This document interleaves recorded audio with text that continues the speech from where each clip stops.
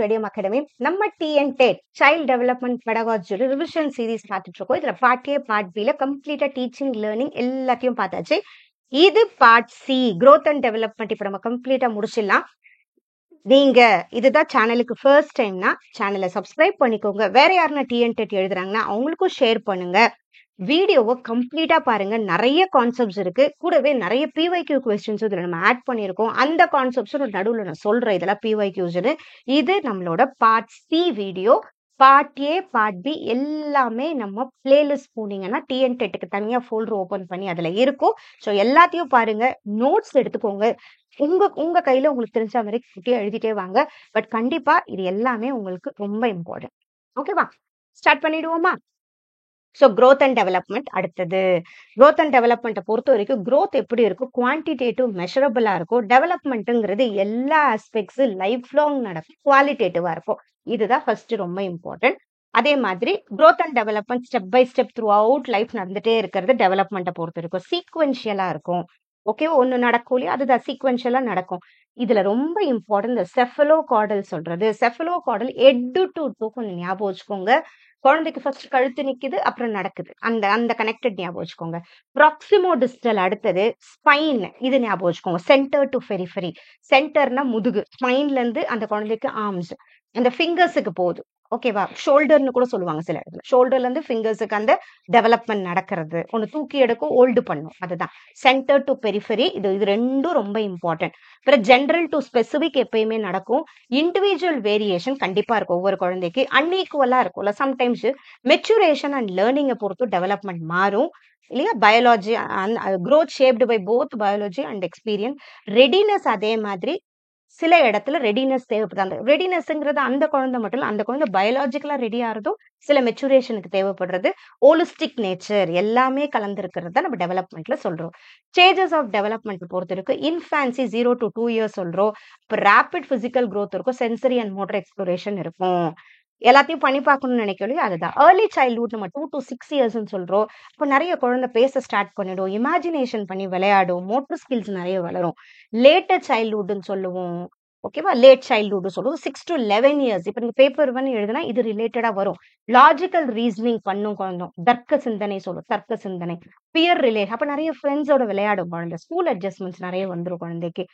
Next adolescent stage 11 to 18 years சொல்றோம். Puberty, identity. இது ரொம்ப குழந்தை இப்படி பண்ணலாமா, தனக்கான ஒரு இது பண்ண ஸ்டார்ட் பண்ணதும் ஐடென்டிட்டி டெவலப்மெண்ட் நடக்கும். அப்புறம் இமோஷன்ஸ், மெச்சூரிட்டி லெவல், அதெல்லாம் அந்த ஸ்டேஜ்ல நிறைய. அடல்ட்ஹுட் அண்ட் பியாண்ட் வருது.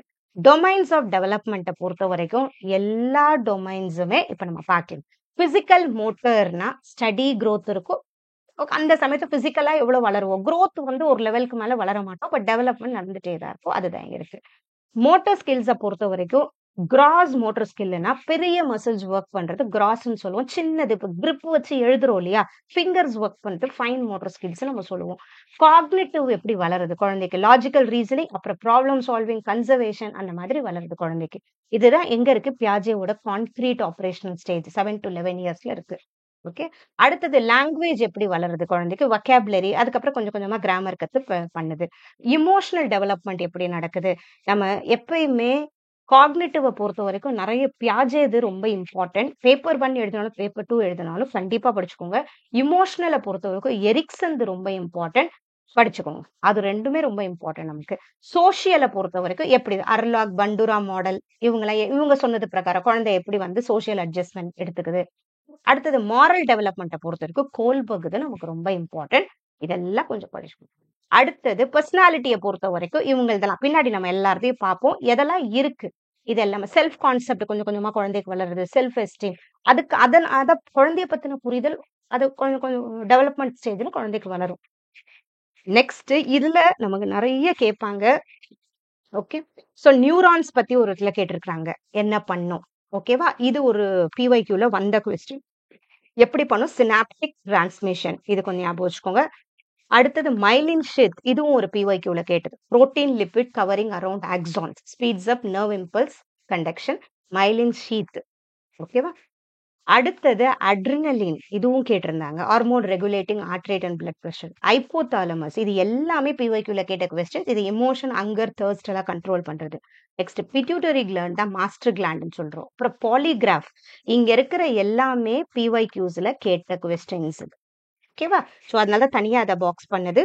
பிஜிஆருங்கிறத நம்ம சைக்கோ கேல்வானிக் ரிலாக்ஸ் ரிஃப்ளெக்ஸ்ன்னு சொல்றோம், பாலிகிராஃப்னு சொல்றோம். இது அட்டானமிக் எமோஷனல் ரெஸ்பான்சஸை மெஷர் பண்றது இது. ஓகே, பிஜிஆர் இது கொஞ்சம் ஞாபகம் வச்சுக்கோங்க. சைக்கோ கேல்வானிக் ரிஃப்ளெக்ஸ் பாலிகிராஃப்னு சொல்றோம். ஓகே, அடுத்தது காரியோகிராஃப், இதுவும் கேட்டிருக்காங்க. இது chromosome chart. Okay, genetic disorder அது என்ன இருக்கான்னு ஐடென்டிஃபை பண்றதுக்காக காரியோடைப். அடுத்தது ஜெனட்டிக் சிண்ட்ரோம்ஸ். ஓகேவா? இது எத்தனை இருக்கோ குரோமோசோம்ஸ் எத்தனை இருக்கணும், அது 21 இருந்தால் டவுன் சிண்ட்ரோம் வர்றது, அது எல்லாமே. ஓகேவா? 21 இருக்கணும், அந்த மாதிரி இருக்கு இல்லையா, அதெல்லாமும் கொஞ்சம் படிச்சுக்கோங்க இந்த இடத்துல. நெக்ஸ்ட் ஜீரோதால்மியா, இது வைட்டமின் ஏ டெஃபிஷியன்சி. அப்புறம் ஹைப்போகிளைகேமியா, இது low blood sugar caused by excess insulin. இதுல எக்ஸ்பிளைன் பண்றதுக்கு ஒண்ணுமே இல்லை. சயின்ஸ் ரிலேட்டடா ஈவன் நிறைய தெரிஞ்சிருக்கும் உங்களுக்கு இதை விடையே. ஸோ இந்த கான்செப்ட்ஸ் எல்லாம் படிச்சுக்கோங்கன்னு தான் இது பண்ணது. ஓகேவா? இதுல நான் எக்ஸ்பிளைன் பண்றதுக்கு எதுவும் இல்லை. ஸோ மைக்ஸோடிமா, இதுவும் கேட்டிருக்காங்க, கொஞ்சம் அப்படியே பார்த்துக்கோங்க. Thyroid gland under activity. Next cretinism, இதுவும் பிஒய்க்யூல வந்த கொஸ்டின். Congenital hypothyroidism. ஓகேவா? இது physical and mental growth retardation வர்றது. ரிஃப்ளெக்ஸ் ஆக்ஷனுங்கிறது அந்த குழந்தைக்கு சொல்லியே தர வேணா, டக்குன்னு வருது இல்லையா, அதுதான் நம்ம ரிஃப்ளெக்ஸ் ஆக்ஷன் சொல்லுவோம். குழந்தை மட்டும் இல்ல, நம்மளே கொடுத்தா டக்குன்னு ஒரு ஆக்ஷன் பண்றது ரிஃப்ளெக்ஸ் ஆக்ஷன் சொல்லுவோம். ரூட்டிங் ரிஃப்ளெக்ஸ் குழந்தை பண்றது ரூட்டிங் ரிஃப்ளெக்ஸ் சொல்லுவோம். இம்ப்ரிண்டிங்ன்றது ஏர்லி லைஃப் லேர்னிங், அந்த குழந்தை பார்த்து முதல்ல பார்க்குற ஒரு விஷயத்த கத்துக்குவோம். ஏர்லி லைஃப் அது அது தானே கத்துக்கிற விஷயம், அவ்வளவுதான் இம்ப்ரிண்டிங். பர்மனன்ட் பிஹேவியரல் பாண்ட் கொண்டு வரும், இம்ப்ரிண்டிங் நம்ம சொல்லுவோம். அடுத்தது பர்செப்சுவல் திங்கிங், நம்ம எப்படி யோசிக்கிறோம் ஒரு விஷயத்த. Next adolescent conflict, parental conflict, class room conflict, இது தனியா நம்ம கான்ஃபிளிக்ட்லயும் படிக்கலாம். ஓகேவா? இதெல்லாம் கேட்டிருந்தாங்க பிஒய்க்யூல, அதனால ஆட் பண்ணது. அடலசன்ட் கான்ஃபிளிக்ட் எப்போ வருது? டிரான்சிஷனல் ஃபேஸ்ல வருது. ஏன்னா அந்த இடத்துல நீதர் சைல்ட் நார் அடல்ட், அந்த சமயத்துல வரும். பேரண்டல் கான்ஃபிளிக்ட் சம்டைம்ஸ் அந்த குழந்தை ரிஜெக்ட் பண்ணும்போது அந்த குழந்தைக்கு வர்றது parental conflict. Class room conflict அந்த சைக்கோ சோஷியல் என்வாயன்மெண்ட், அந்த இடம் குழந்தைக்கு அட்ஜஸ்ட் பண்ணாம இருந்தா. Next schizophrenia, severe psychotic disorder, இது டிஸ்டார்டட் திங்கிங், ஏதோ தோண ஆரம்பிக்கிறது. அப்புறமா நெக்ஸ்ட் சிர்கேடியன் ரிதம்ங்கிறது 24 hour biological cycle regulating sleep wake pattern, அது நம்ம கரெக்டா பாத்துக்குது, அந்த நம்ம ரிதத்தை பாத்துக்கிறது. நெக்ஸ்ட் ஆக்லோபோபியாங்கிறது ஃபியர் ஆஃப் கிரவுட்ஸ். இது எல்லாமே ஒரு தடவை பார்த்துக்கோங்க, ஏன்னா இதுல பெருசா லேர்னிங் தியரிஸ் மாதிரி எதுவுமே இல்லை, ஃபுல்லா இந்த மாதிரி இருக்கு. ஸோ இதை ஆட் பண்ணது இந்த மாதிரி கொஸ்டின்ஸ் வந்ததுன்னு புரிஞ்சுக்கிறதுக்காக. ஸோ காமன் சைல்ட்ஹுட் ஃபியர்ஸ் அவங்க கேட்டதுனால இன்னும் கொஞ்சம் நம்ம இதை படிச்சுக்கிறது நல்லது. ஆக்லோபோபியா, கிரவுட்ஸ். நெக்ஸ்ட் இதெல்லாமே பார்த்துக்கோ. Agoraphobia, open public places. கிளாஸ்ட்ரோபோபியானா க்ளோஸ்டு ஸ்பேசஸ் என்ற claustrophobia. Acrophobia, height, fear of falling. ஓகேவா? அடுத்தது நைட்ரோபோபியா, டார்க்னஸ். ஓகேவா? Hydrophobia, bad experience, anxiety, water பார்த்தாலே. ஜூபோபியானா அனிமல்ஸுக்கு. நெக்ஸ்ட் குளோசோபோபியாங்கிறது ஷைனஸ் இருக்கும், குழந்தைங்களுக்கு பேசாது இல்லையா. சோஷியல் போபியோங்கிறது லோ கான்ஃபிடன்ஸ் இருக்கும். Okay, fear of peer judgement, இது ஃபியர். ஓகேவா? நெக்ஸ்ட் ட்ரைபனோபோபியானா இன்ஜெக்ஷன்ஸ்க்கு பயப்படும். அடுத்தது தானட்டோபோபியாங்கிறது கியூரியாசிட்டி பிளஸ் ஃபியர் ஆஃப் லாஸை பார்த்து, அது டெத்தை பார்த்து பயப்படும். ஸோ இதெல்லாம் கொஞ்சம் லைட்டா பார்த்துக்கோங்க, ஏன்னா ஒரு தடவை கொஸ்டின் கேட்டிருக்காங்க இந்த மாதிரி கொஸ்டின்ஸ். அடுத்தது most childhood fears are temporary, அதை நம்ம கரெக்டான சப்போர்ட் கொடுத்தா பண்ணலாம். நேச்சர் விஸ் நர்ச்சர்னு சொல்றோம். நேச்சருங்கிறது ஹெரிடிட்டி, நர்ச்சருங்கிறது என்வாயன்மெண்ட். ரெண்டுத்தோட பங்கும் ஒரு குழந்தையோட டெவலப்மெண்ட்டுக்கு தேவை. ஜெனட்டிக்கும் தேவை, அங்க இருக்கிற சரௌண்டிங்ஸும் தேவை. அதுதான் இங்க இருக்கு. ஃபிக்ஸட் அண்ட் இன்ஹெரிட்டடா இருக்கு, இது மாடிஃபயபிள். ஐ கலர் இதெல்லாம் நமக்கு ஹெரிடிட்டில வர்றது, மற்றதெல்லாம் நமக்கு. ஸோ டெவலப்மெண்ட்டுங்கிறது என்னது? Heredity இன்ஃப்ளூ environment. ஓகே, இது கொஞ்சம் ரெண்டுமே சேர்ந்து ஒர்க் பண்றது தான் கிடைக்கும். ஸோ மேஜர் தியரிஸ் ஆஃப் டெவலப்மெண்ட்டை பொறுத்த வரைக்கும் ஃபர்ஸ்ட் காக்னிட்டிவ் டெவலப்மெண்ட் தியரி, இது ஜீன் பியாஜேவோட தியரி. இது எஸ்பிசிஎஃப் ஞாபகம் வச்சுக்கோங்க. குழந்தைங்களோட காக்னிட்டிவ் டெவலப்மெண்ட் அந்தந்த ஏஜ் குரூப் வரும் ஃபிக்ஸடா இதெல்லாம் நடக்கும்னு சொல்றாங்க.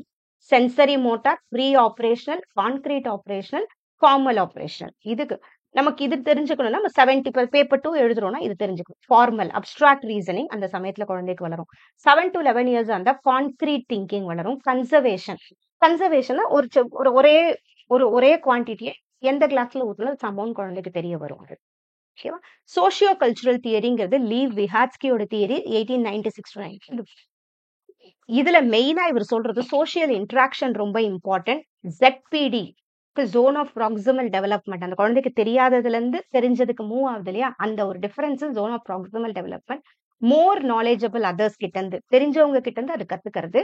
ஸ்கெஃபோல்டிங்னா அது ஓரளவு கத்துக்கிட்டோம்னா நம்ம அந்த குழந்தைய பண்ண விட்டுட்டு கிராஜுவலா மூவ் ஆயிடுறது.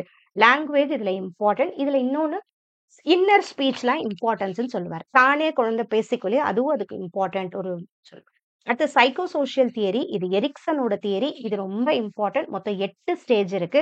நமக்கு ஒவ்வொரு தடவையும் அந்த ஏஜ்ல நமக்கு ஒரு கான்ஃபிளிக்ஸ் வரும். நம்ம கரெக்டா வந்தா நமக்கு ஒரு பாசிட்டிவா அமையும், நெகட்டிவா வந்தா இதுவாயிரும். ஸோ இந்த ஏஜ் குரூப்பை பொறுத்து ட்ரஸ்ட் வெஸ் மிஸ்ட்ரஸ்ட், இன்டெகிரிட்டி வெஸ் டிஸ்பர், ரெண்டு கொஞ்சம் ஓகேவா. ஸோ இது கொஞ்சம் பார்த்தது எரிக்சனோட அந்த 8த்தையுமே கொஞ்சம் படிச்சுக்கோங்க, ரொம்ப இம்பார்ட்டன்ட். ஓகே, இது ஒண்ணுமே இல்லை. ஃபர்ஸ்ட் இருக்கிறது பாசிட்டிவா அமைஞ்சா லைஃப் எப்படி இருக்கும், இது நெகட்டிவா இருந்தா எப்படி இருக்கும். ஸோ ஒன்னு சார்ந்து ஒன்னு இருக்கும். அது கரெக்டா இருந்தா தான் அந்த குழந்தையோட டெவலப்மெண்ட் ப்ராப்பரா இருக்கும். மாரல் டெவலப்மெண்ட் அடுத்தது கோல்பர்கோட தியரி பிரகாரம் மாரல் ரீசனிங் எப்படி நமக்குள்ள வளருதுன்னு ஒரு 3 லெவல்ல சொல்லியிருப்பாரு, 6 ஸ்டேஜ்ல சொல்லியிருப்பாரு. இங்க ஒரு லெவல்ல 2 ஸ்டேஜ் வரும். அதுதான் conventional, pre conventional, pre conventional, conventional, post conventional. ஓகேவா, இது கொஞ்சம் படிச்சுக்கோங்க. பின்னாடி வந்துச்சுன்னா இது ஃபுல்லா நான் டீடைல்ல சொல்றேன். Pre conventional, conventional, post conventional. இது ஃபர்ஸ்ட் குழந்தை என்ன பண்ணும், தனக்கு மத்தவங்களுக்கு நம்ம இது பண்ணாதான் நம்மள எல்லாரும் பாராட்டுவாங்க, அதனால பண்றதெல்லாம் ப்ரீ கன்வென்ஷனல். கன்வென்ஷனல் இது நான் மதிச்சிடணும், மத்தவங்களுக்காக இதை பண்ணா நான் இந்த லா பிரகாரம் இதான் நான் பண்ணி ஆகணும்னு நினைக்கிறது கன்வென்ஷனல். போஸ்ட் கன்வென்ஷனல் இல்ல, அப்படி இல்ல, லா இது சொன்னாலும் இது இந்த இடத்துல தப்பா வரும்னு பண்றதெல்லாம் போஸ்ட் கன்வென்ஷன்ல வரும். அவ்வளவு ஓகேவா. அடுத்து சைக்கோசெக்சுவல் தியரின்னு ஒண்ணு நமக்கு பின்னாடியும் இதை பத்தி படிப்போம் நம்ம. சிக்மண்ட் ஃப்ராய்டு இது ரொம்ப இம்பார்ட்டன்ட்.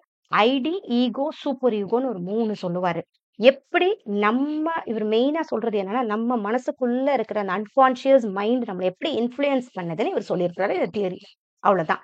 இதுல அவர் சொன்னது மொத்தம் 5 stage: oral, anal, phallic, latency, genital. இது மட்டும் அப்படியே ஞாபகம் வச்சுக்கோங்க. இது 5 என்னன்னா, சின்ன குழந்தையில இருந்து பெருசா இருக்கு எப்படி அந்த குழந்தைக்கு எது அந்த குழந்தை சாரி எந்த இடம் கரெக்ட். இது லிபிடோன்ற ஒரு வார்த்தை சொல்லுவாரு இந்த இடத்துல. ஓகே, லிபிடோ, இதுவும் ஞாபகம். அந்த குழந்தைக்கு இது பண்ணா அதுக்கு நல்லா இருக்கு, ஒரு பாசிட்டிவா இருக்கு, அந்த மாதிரி அப்படி வச்சுக்கோங்க. ஓகேவா. சோ இதுதான் பர்சனாலிட்டி. மொத்தம் சிக்மண்ட் ஃப்ராய்டு சொன்னது ஐடி, ஈகோ, சூப்பர் ஈகோ. இது பர்சனாலிட்டிலயும் நமக்கு வரும். இது ஏன் இங்க படிக்கிறோம்னா, ஒவ்வொன்றும் ஒவ்வொரு டெவலப்மெண்ட் தியரியோட கனெக்டடா இருக்கு, அதனால. நெக்ஸ்ட் டெவலப்மெண்டல் டாஸ்க் தியரி, இது ரொம்ப இம்பார்ட்டன்ட். இது பிஒய்க்யூல வந்திருக்கு. இது ஆவிகஸ்ட் சொன்னது. அவரு ஒவ்வொரு லைஃப்ல நமக்கு ஒவ்வொரு டாஸ்க் இருக்கும், இதெல்லாம் பண்ணா அந்த குழந்தையோட டெவலப்மெண்ட் ஸ்டேஜ் நல்லா இருக்குன்னு சொல்லுவாரு. அதான் சக்சஸ் இருந்தா கான்பிடன்ஸ் வரும், ஃபெயிலியர் இருந்தா ஃப்ரஸ்ட்ரேஷன் வரும் அவர் சொல்றாரு. அப்புறம் social learning theory Albert Bandura நம்ம பார்த்தோம். Observation, imitation, observational learning. Albert Bandura வந்தாலே அப்சர்வேஷனல் லேர்னிங் இருக்கும், பசங்க பார்த்து கத்துக்கிறாங்க.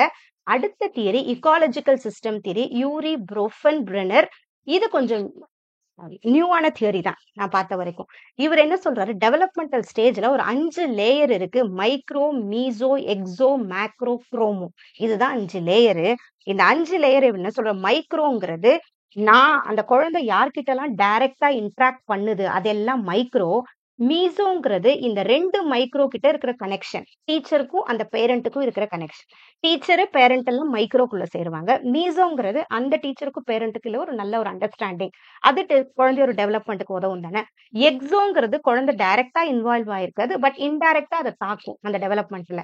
ஒரு மென்டல் இப்ப அப்பாக்கு வேலை போயிடுச்சுன்னா அந்த குழந்தைக்கு பினான்சியலா குழந்தைக்கு பாதிப்பு வருது, அதனால அந்த குழந்தைக்கு ஒரு மாதிரி ஆகும், வீட்டுல சண்டை வருவதோ சம்திங், அது எக்ஸோக்குள்ள போகுது. மேக்ரோங்கிறது கவர்மெண்டோட பெரிய லெவல் பாலிசி. ப்ரோனோங்கிறது டைம். இது எல்லாமே ஒரு டெவலப்மெண்ட்டுக்கு குழந்தைக்கு தேவைங்கிறாரு. இது மட்டும் இல்ல, எல்லா விஷயமும் ஒரு குழந்தை டெவலப்மெண்ட்டுக்கு தேவைன்றாரு. அதுக்கப்புறம் இந்த பிபிசிடி மாடல்னு ஒண்ணு சொல்லுவாரு. இதெல்லாமே தேவை, குரோமோ, டைம், இது எல்லாமே தேவை. கூட இந்த பிபிங்கிறது ப்ராசஸ் பீப்புள். இந்த பிபிங்கிறது பீப்புள், ப்ராசஸ். அந்த அந்த குழந்தை தான் எப்படி இருக்கு அதுவும் அங்க இம்பார்ட்டன்ட். கூடவே அதோட என்வாயன்மெண்ட் எப்படி இருக்கு அதை பார்த்து அது என்ன கத்துக்குது அதுவும் ஒரு இதுக்கு இம்பார்ட்டன்ட். அதுக்கப்புறம் பிபிசிடி மாடல்ல சொல்வாரு. ஓகேவா. சோ இதுவும் கொஞ்சம், இது பேர் ப்ரோஃபன் பிரெனர் இக்காலஜிக்கல் சிஸ்டம் தியரி. என்வாயன்மெண்டோட பங்கு அங்க ஜாஸ்தி இருக்கு, இக்காலஜி அது. So factors affecting growth and development பொறுத்த வரைக்கும் ஹெரிடிட்டி, நமக்கு இருக்கிற ட்ரைட் இல்லையா, அது எல்லாமே. அப்புறம் nutrition, environment socio economic status, இது எல்லாமே நம்மளோட growth அண்ட் டெவலப்மெண்ட் பாதிக்கும். இதெல்லாம் நல்லா இருந்தா நல்லா இருக்கும், இல்லைன்னா அதுதான் அவங்க சொல்றது. ஓகே, டெவலப்மெண்ட் இந்த குழந்தை வந்து பிசிக்கலாவும் சரி சைக்கலாஜிக்கலாவும் குழந்தை டவுன் ஆகும். அது ஸ்கூல் கிளைமேட் எப்படி இருக்கணும், பாசிட்டிவ் இன்க்ளூசிவ் அட்மாஸ்பியரா இருக்கணும். நெக்ஸ்ட் ஹெல்த் ஹைஜீன் அண்ட் பிஹேவியரை பொறுத்த வரைக்கும் பிசிக்கல் ஹெல்த், இது மென்டல் ஹெல்த் ஃபீச்சர்ஸ் ரோல். இந்த மென்டல் ஹெல்த் அதை பத்தி கொஸ்டின்ஸ்லாம் வந்து கொஞ்சம் படிங்க, புரிஞ்சவனும் அழகா புரியும், எழுதுங்க. நெக்ஸ்ட் மெக்டோஹால்ஸ் சீக்வென்ஸ் ஆஃப் பிஹேவியர், இது வந்து ஒரு பிவைக்யூல கேட்டிருக்காங்க. காக்னிஷன், அஃபெக்ஷன், கொனேஷன், இது கொஞ்சம் ஞாபகம் வச்சுக்கணும். நோயிங், ஃபீலிங், ஆக்டிங், அவ்வளவுதான். அந்த பிஹேவியர் சேஞ்சஸ் எப்படி நடக்குது, உனக்கு பாக்குது, சிந்திக்குது, அந்த மாதிரி அதை பண்ண ஆரம்பிக்குது. அதான் நோயிங், ஃபீலிங், ஆக்டிங். அந்த பிஹேவியரல் சேஞ்சஸ் குழந்தைக்குள்ள எப்படி நடக்குது, அவ்வளவுதான். மெக்டோகால் சொன்னது sequence of behaviour, CAC, cognition, affection, conation. Knowing, feeling, acting. ஒன்னு ஏதோ ஒன்று வருது, அதுக்கு அதை பத்தி யோசிக்குது, அதுக்கு ஆக்ட் பண்ணுது, அது பிஹேவியரல் சீக்வன்ஸ். ஓகே, ஒன்னு ப்ராப்பரா வரும்போது அது அதுக்கேற்ற சீக்வன்ஸ் ப்ராப்பரா அமையும். அதான் சயின்டிபிக் ஸ்டடி, இதுவும் ஒரு தடவை பிவைக்யூல கேட்டிருக்காங்க. இந்த எத்தாலஜி கேட்டிருக்காங்க பிவைக்யூல. ஸ்டடி ஆஃப் அனிமல் பிஹேவியர் நம்ம எத்தாலஜி சொல்றோம். Study of human behaviour and mind நம்ம சைக்காலஜி சொல்றோம். Study of society groups sociology, anthropology, humans culture evolution, பெடகாஜினா teaching and learning method, adult learning education. So இது எத்தாலஜி வந்துச்சுன்னா இதை மட்டும் படிச்சா பத்தாது இல்லையா, இந்த வாட்டி அதோட வேற தானே கேட்பாங்க. ஸோ நம்ம அது ரிலேட்டடாகவும் படிக்கணும். பிவைக்யூ எதுக்கு பார்க்குறோம்னா எப்படி கேட்குறாங்கன்றது தெரிஞ்சுக்கணும். அதுக்கப்புறம் அதை விட இன்னும் கொஞ்சம் ஜாஸ்தி படிக்கணும்.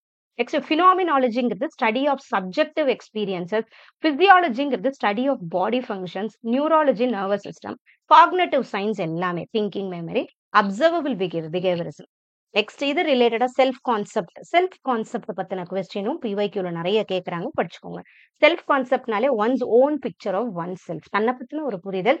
இதை பண்றதுக்கு tool to measure self concept இந்த ராஸ்ட்ரோகி இன்வென்ட்ரினாலே ஒரு டூல்.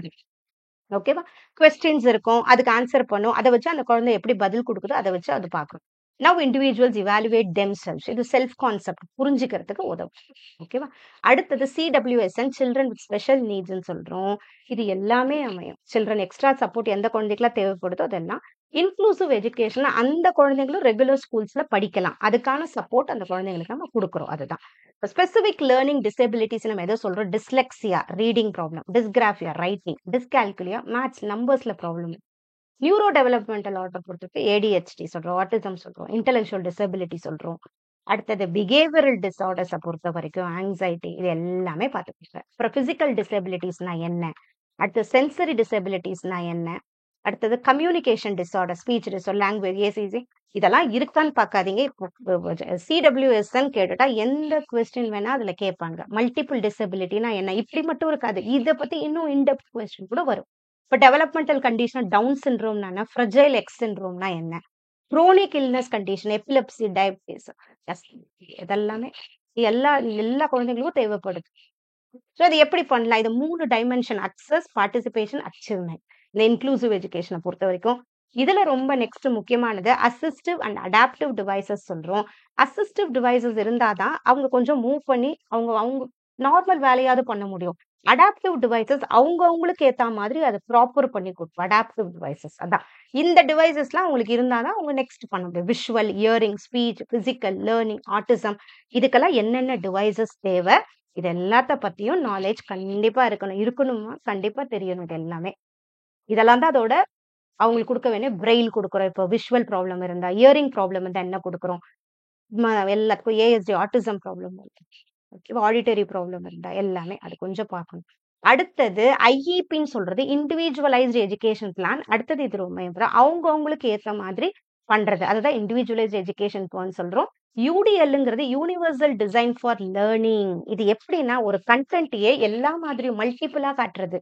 அதே மாதிரி அவங்க எக்ஸ்பிரஸ் பண்றதும் எப்படி வேணா அவங்களுக்கு ஏத்த மாதிரி காட்டலாம். Multiple format, representation, engagement, action and expression, இது 3 ரொம்ப important. UDL universal design for learning எல்லா டைப் ஆஃப் லேர்னர்ஸுக்கும் பொருந்துற மாதிரி ஒரு கிளாஸ்ல ஒரு கண்டென்ட் போகணும். இதை பொறுத்த வரைக்கும் இந்தியன் ஆக்ட் இன்க்ளூசிவ் எஜுகேஷன் மட்டும்தான் இதுல இருக்கு. 1992 RCI act, rehabilitation council of India சொல்லுவோம். 1995 people with person with disability act, national trust act 1999 வருது. அப்புறம் 2000ல எஸ்எஸ்ஏ சர்வ சிக்ஷா அபியான்ல என்ன சொல்றாங்க, இதுக்கு மட்டும் இல்ல இதுக்கும் அவங்க பண்ணியிருக்காங்க. சர்வ சிக்ஷா அபியான் 6 to 14 இயர்ஸ் ஃப்ரீ எஜுகேஷனுக்கு சொல்லியிருப்பாங்க. கூடவே இதுக்கும் இவங்களும் படிக்கலாம். அப்புறம் ஆர்டிஇ ஆக்ட்லயும் சொல்லியிருக்காங்க அவங்களுக்கு பேரியர் ஃப்ரீ ஸ்கூலிங். ஆர்பிடபிள்யூடி அடுத்தது ரொம்ப இம்பார்ட்டன்ட். இது பிடபிள்யூடி ஆக்ட் 7 டிசபிலிட்டி சொல்லுவாங்க. ஆர்பிடபிள்யூடி ஆக்ட் 21 டிசபிலிட்டிஸா 2016ல சொல்லியிருப்பாங்க. இவங்களுக்கு எல்லா சலுகைகளும் கிடைக்கும். அதுதான். ஸோ 5% ரிசர்வேஷன் எல்லா இடத்துலயும் கிடைக்கும். அப்ப சமாகரா சிக்ஷா அபியான் 2018ல வருது. என்இபி 2020ல அந்த யூடிஎல் பேஸ்ட் எல்லாம் கொண்டு வரணும்னு சொல்றாங்க. இது கொஞ்சம் ஞாபகம் வச்சுக்கோங்க. ரைட்ஸ் இது ஆர்பிடபிள்யூடியோ பிடபிள்யூடியோ இதுல ரொம்ப இம்பார்ட்டன்ட். இது 1995, இது 2016 ஆர்பிடபிள்யூடி ஆக்ட். ஓகே. அடுத்தது intelligence and creativity. Intelligence and creativity இது கொஞ்சம் நம்ம ஸ்டார்ட் பண்ணுவோம். பட் இதோட கண்டினியூவேஷன் வந்துச்சுன்னா பார்ட்டிலையும் வரும். ஸோ இன்டெலிஜென்ஸ் நமக்கு நல்லா தெரியும். ஒரு விஷயத்தை நம்ம எப்படி புரிஞ்சுக்கிறோம். இதுல பின்னட் ரொம்ப இம்பார்ட்டன்ட். ஓகே. இவர் என்ன சொல்ற, intelligence is ability to judge well, to understand well and to reason well. இந்த வெஸ்லரும் அதே மாதிரி நிறைய ஸ்கில்ஸ் பண்ணியிருப்பாரு. ஸோ த அக்ரிகேட் ஒரு global capacity of the individual to act purposefully, to think rationally and to deal effectively with the environment சொல்லியிருக்காங்க. இது Latin word இன்டெலிகர் இதுல இருந்து வந்திருக்கு. டு அண்டர்ஸ்டாண்ட்னு அர்த்தம். இது தியரிஸ் ஆஃப் இன்டெலிஜென்ஸை பொறுத்த வரைக்கும் ஃபர்ஸ்ட் 2 ஃபேக்டர் தியரியோட ப்ராப்போனன்ட் சார்லஸ் தியல்மன். ஜென்ரல் எபிலிட்டி, ஸ்பெசிபிக் எபிலிட்டி 2 இருக்கு. 1904ல வருது. ஒரு ஜென்ரல் எபிலிட்டி தான் நமக்கு ஜென்ரலா இருக்க ஒரு இதுதான் எல்லாத்தையும் இன்ஃப்ளூயன்ஸ் பண்ணுதுன்னு சொல்றாங்க. அதுதான் ஜென்ரல் எபிலிட்டின்னு சொல்லுவோம். குரூப் ஃபேக்டர் தியரி அடுத்தது தஸ்டன் என்ன சொல்றாரு, ஃபர்ஸ்ட் 7 பிரைமரி மென்டல் எபிலிட்டிஸ் இருக்கு. ஒண்ணுதான் இல்ல 7 இருக்கு. Verbal comprehension, word fluency, number ability, spatial ability, memory, perceptual speed, reasoning இதெல்லாம் நீங்க படிச்சுதான் ஆகணும். எது வேணா கேட்பாங்க. இதுல இல்லாதது எதுன்னு கூட கேட்கலாம். குரூப் ஃபேக்டர் தியரில இல்லாதது எதுன்னு கூட கேட்கலாம். ஸோ இதெல்லாம் படிச்சா மட்டும்தான் புரியும். இதுக்கப்புறம் இன்னும் 2 எக்ஸ்பேண்ட் பண்றாங்க. Inductive reasoning, deductive reasoning. மொத்தம் இப்போ 9 இருக்கு. ஸோ மல்டி ஃபேக்டர் தியரியை பொறுத்த வரைக்கும் தாண்டெக் 1920ல ஒரு 3 சொல்றாரு. இண்டிபெண்டா கூட இருக்கும். பசங்க அப்டிராக்ட் ரீசனிங் இருக்கும், அப்டிராக்ட் இருக்கும், மெக்கானிக்கல் இன்டெலிஜென்ஸ் இருக்கு, சோஷியல். அப்டிராக்ட்னா கான்செப்ட்ஸை பத்தின திங்கிங், மெக்கானிக்கல்னா ஹேண்ட்ஸ் ஆன்ல, சோஷியல்னா பசங்க மத்தவங்களோட பேசுறது பழகுறதுல. இதெல்லாம் மல்டி ஃபேக்டர் தியரி. இதெல்லாமும் ஒரு இன்டெலிஜென்ஸ் சொல்றாரு. Next structure of intellect model கில்ஃபர்டை பொறுத்த வரைக்கும் 3 டைமென்ஷன் சொல்லியிருப்பாரு. நல்லா ஞாபகம் வச்சுக்கோங்க. 3 டைமென்ஷன்ஸ் என்ன சொல்லியிருப்பாரு, ஆப்ரேஷன், கண்டென்ட், ப்ராடக்ட். இந்த 3 டைமென்ஷன் சொல்லியிருப்பாரு. இது அப்படியே நம்ம விளையாடுற அந்த இது மாதிரி இருக்கும், டைஸ் மாதிரி இருக்கும். அது எது ஒண்ணு விழுறது எப்படி வேணா வரும். மொத்தம் இங்க 6, இங்க 5, 6ல அவர் சொல்லியிருப்பாரு. எப்படி நம்ம ஒரு விஷயம் பாக்குறோம், how the mind process information. First content தெரிஞ்சா புரிஞ்சும். கண்டென்ட் என்ன கைண்ட் ஆஃப் இன்ஃபர்மேஷன் நமக்கு வருது, அத மைண்ட் எப்படி அதை ப்ராசஸ் பண்ணுது, அதுக்கு நமக்கு என்ன ரிசல்ட் கொடுக்குது, அதுதான் ப்ராடக்ட். ஒண்ணுமே இல்ல. ஒண்ணு நான் படமா பாக்குறேன், இல்ல ஆடியோவா கேட்கறேன். அந்த மாதிரி மாறுபடும் இல்லையா நம்ம பாக்குற ஒவ்வொரு விஷயமும். அதை நம்ம மைண்ட் எப்படி எடுத்துக்குது, அதுதான் இங்க இருக்கு. வேற ஒண்ணுமே இல்ல. ஒண்ணு டைவர்ஜென்டா திங்க் பண்ணுவேன், இல்ல நான் கன்வர்ஜென்டா குறுகலா திங்க் பண்ணு, இல்ல விரிவா திங்க் பண்ணுவேன். அதுதான் இங்க சொல்றாங்க. இந்த மாதிரி ஒவ்வொன்னு கூட போகும்போது அது என்ன வரும் நமக்கு. ஃபர்ஸ்ட் ஏர்லி மாடலை பொறுத்த வரைக்கும் 120 எபிலிட்டி இருந்து ரிவைஸ்டு மாடல் 150 ஆச்சு. அதுக்கப்புறம் இன்னும் ஆட் பண்ணாங்க 6 into 5 into 6ன்னு 180 எபிலிட்டிஸ் வரைக்கும் இருக்கு. ஸோ நம்ம மென்டல் எபிலிட்டி எப்படி இருக்கு, ஒரு விஷயம் பாக்குறது, அதை ப்ராசஸ் பண்றது, அதுக்கு வர அவுட்கம் பொறுத்து இத்தனை எபிலிட்டி இருக்குன்னு சொல்றாங்க. ஓகே. அடுத்தது தியரிஸ் ஆஃப் மல்டிபிள் இன்டெலிஜென்ஸ் பொறுத்த வரைக்கும் கார்ட்னர் இவர் மொத்தம் 8 டைப்ஸ் ஆஃப் இன்டெலிஜென்ஸ் சொல்லுவாரு. அதுக்கப்புறம் இன்னொன்னு எக்ஸிஸ்டென்ஷியல்னு ஆட் ஆகும். ஸோ இதுவும் ரொம்ப இம்பார்ட்டன்ட். இன்டெலிஜென்ஸை பொறுத்த வரைக்கும் லிங்குவிஸ்டிக்னா வார்த்தைகள், லாஜிக்கல் மேத்தமேட்டிக்கல், ஸ்பேஷியல் தெரியுது, மியூசிக்கல், பாடிலி கினஸ்தட்டிக். ஓகேவா. இதுக்கு பாடிலி கினஸ்தட்டிக் இது 5 இது.